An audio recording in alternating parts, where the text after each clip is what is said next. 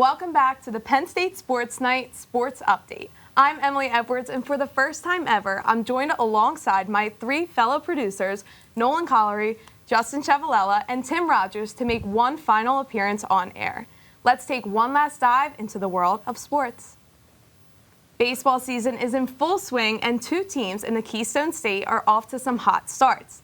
The Philadelphia Phillies are 15-8 and currently riding a 7-game win streak. The Pittsburgh Pirates are also off to a National League leading 9-2 and are yet to lose a series?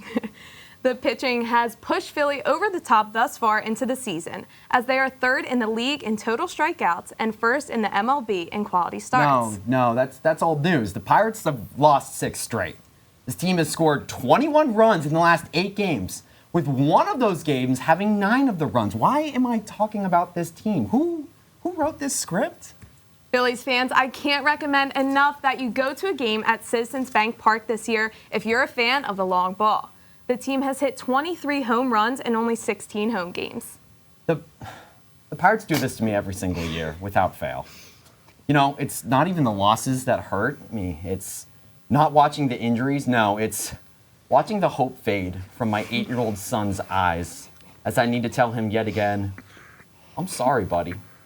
I'm sorry that this team has failed you yet again. And as I look into those tear-filled eyes, I see something that every father hates to see. True disappointment. The Phillies took on the W tonight on the road with a 7-0 victory over the Cincinnati Reds. Cody Clemens hit a 3-run home run in the top of the 9th to secure the win. Maybe I'm not supposed to feel joy. Maybe I'm supposed to stare coldly into the void, never to feel the warm embrace of success. All of my life, I've chased the fleeting feeling of Bucktober baseball. I felt 11 long years ago, but I think it's time for me to stop hoping. It's time for me to officially give up faith. Go Phils. Should we switch things up a little bit? That was interesting. That was a little wild for us. Over to hockey. The NHL playoffs are underway, and at the time of recording, no away team has picked up a win.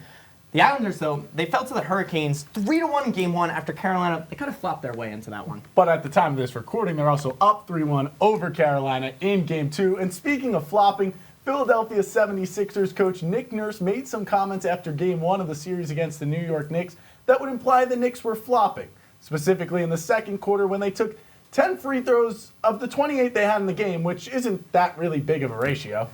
And when you look at it like this, like just 2 minutes into the hockey game, Brady Shea drew a penalty against the New York Islanders captain Anders Lee to give them a power play. And no embellishment was called, resulting in the power play goal, and it kind of looked like he got shot.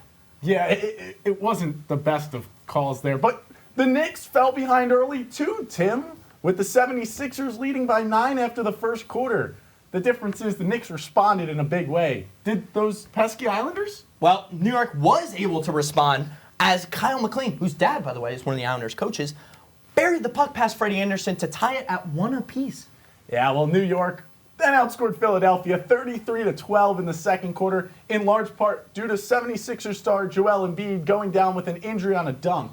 Now, Embiid would return to the contest later and played a role in helping the Sixers close the gap. Obviously, Hurricanes wouldn't then be able to pile more goals on the Islanders, though, right? Sadly, that's what you would think, because the Islanders would go on to play a great rest of the first and second period. But thanks to Carolina's goalie, the score remained at 1 until, well, that third period. But we'll get to that in a second. Unlike those pesky Islanders, the Knicks could not keep their good play going in the third, as Philadelphia outscored them 36-21 with Embiid back on the court.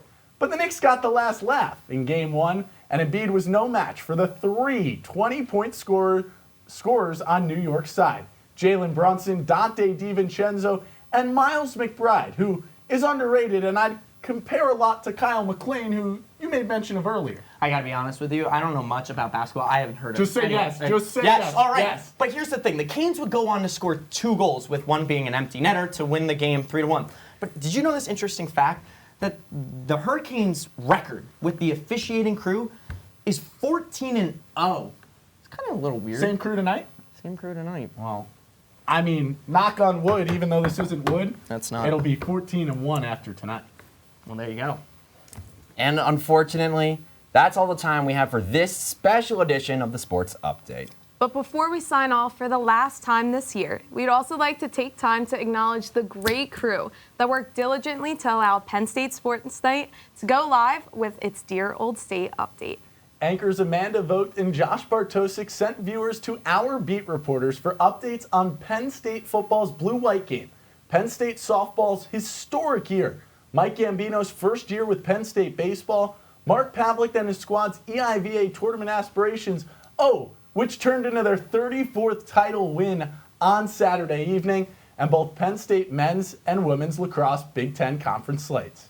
To the entire team at Penn State Sports Night, we want to take a moment to thank you all for the hard work this entire year. Now, this is the last time Emily and I will be up here for this tremendous show, and we will miss Monday nights more than you will know. Thank you all for your incredible work, and for Nolan Collery, Justin Ciavolella, and Emily Edwards, I'm Tim Rogers saying thank you, and have a great rest of your year. Hey everybody, thanks for tuning into this edition of Penn State Sports Night. For more content like this, be sure to subscribe to our YouTube channel, give us a like, and follow our socials down below. And as always, we are Penn State Sports Night.